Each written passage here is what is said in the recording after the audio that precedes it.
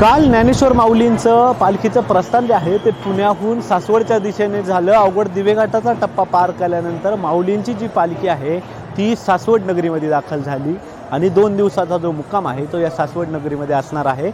मात्र यासोबतच अजून एक पालखी ह्या सासवड नगरीतून जी आहे ती आज प्रस्थान करणार आहे, ती म्हणजे सोपान काकांची पालखी। आपण जर पाहिलं तर ज्ञानेश्वर माऊलींचे छोटे बंधू सोपान महाराज जे आहेत त्यांची जी ही आहे ही पालखी या सासवड गावातून जी आहे ती या ठिकाणी मार्गस्थ होणार आहे। आपण जर पाहिलं तर संपूर्ण भक्तिभाव आणि भक्तिमय वातावरणात या संपूर्ण पालखी सोहळ्याला जी आहे, पालखी प्रस्थान सोहळ्याला जी आहे ती या ठिकाणी सुरुवात झाली आहे।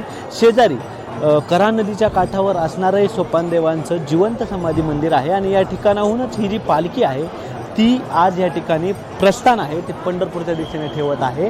एकीकडे संत ज्ञानेश्वर माऊलींची जी पालखी आहे ती या नगरीत दाखल होते आणि त्यांचेच धाकटे बंधू या ठिकाणी सोपान काकांची पालखी आहे ती पंढरपूरच्या दिशेने प्रस्थान होती। हा संपूर्ण सोहळा जो आहे तो मंदिराच्या आतमधल्या परिसरात जितक्या चांगल्या स्वरूपात रंगतोय, जितक्या भव्य स्वरूपात रंगतोय, तितकाच हा सोहळा आपल्याला बाहेर देखील रंगत असल्याचं पाहायला मिळतंय। असंख्य वारकऱ्यांच्या उपस्थितीत हा जो सोहळा आहे प्रस्थान सोहळा तो या ठिकाणी पार पडतोय। आपण जर पाहिलं तर या ठिकाणी हलगीच्या तालावर जे आहे ते ठेका धरणारे वारकरी आपल्याला पाहायला मिळत आहेत। टाळ मृदुंगांच्या गजरात रामकृष्ण हरीचा जयघोष करत या ठिकाणी हरिनामामध्ये तल्लीन झालेले भाविक वारकरी जे आहेत ते आपल्याला या ठिकाणी पाहायला मिळतात आणि अगदी काही वेळामध्ये या सोपान काकांच्या पालखीचं जे आहे ते या ठिकाणी प्रस्थान जे आहे ते पार पडणार आहे। आपण जर पाहिलं तर खाली या ठिकाणी अश्व जो आहे तो सोपान काकांच्या पालखीतील अश्व जो आहे तो या ठिकाणी दाखल झाला आहे। त्यासोबतच अनेक वारकरी जे आहेत ज्या पद्धतीने ज्ञानेश्वर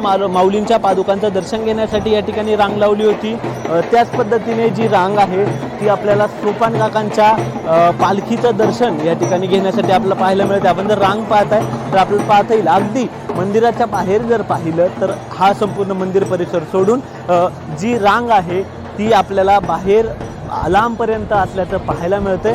सोबतच जर आपण आता मंदिराच्या पुढच्या परिसरात पाहिलं जितका उत्साह जो आहे तो आपल्याला आतमध्ये पाहायला मिळतोय, तितकाच उत्साह मंदिर परिसराच्या बाहेर जे आहे ते पाहायला मिळते। आतमध्ये जे आहे त्या मानाच्या असणाऱ्या दिंड्यांकडून हरिनामाचा जयघोष जो आहे तो सुरू आहे।